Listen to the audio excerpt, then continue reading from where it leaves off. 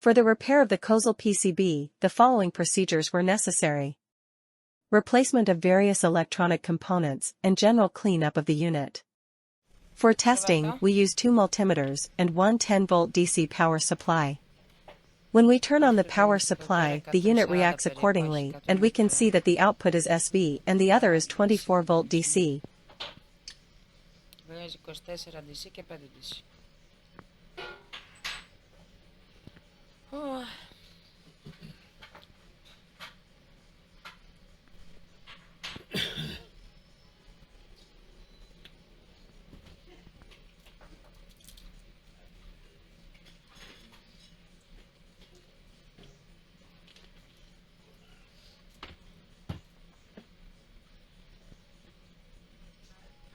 No further testing is possible due to lack of additional units.